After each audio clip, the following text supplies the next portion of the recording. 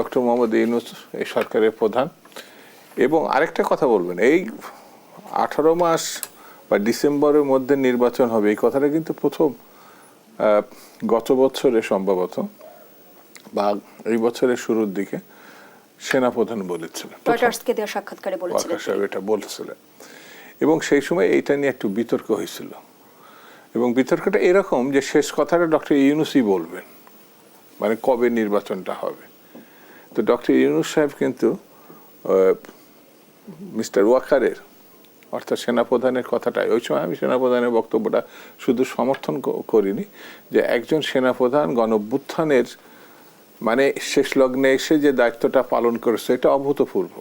আমাদের যে দেশের স্বাধীনতার ঘোষণা এক সেনাপ্রধান অর্থাৎ তৎকালে একজন মেজর শহীদ জিয়া রহমান ঘোষণা করেছিলেন। রাজনৈতিক নেতৃত্বের কাছে প্রত্যাশা ছিল শেখ মুজিব এটা ঘোষণা করবে, কিন্তু তিনি বিভিন্ন রকম তাল বাহানা করেছেন। এই দেশের সেনাবাহিনী কখনো কখনো স্বাধীনতার উষালগ্ন থেকে শুরু করে সর্বশেষ জেনারেল ওয়াকার যে দায়িত্ব পালন করেছে সেগুলো স্মরণীয়। তিনি কিন্তু ওই বিতর্কে পরবর্তীতে অংশগ্রহণ করেননি, তিনি এই কথাটা শুধু বলেছিলেন যে হতে পারে।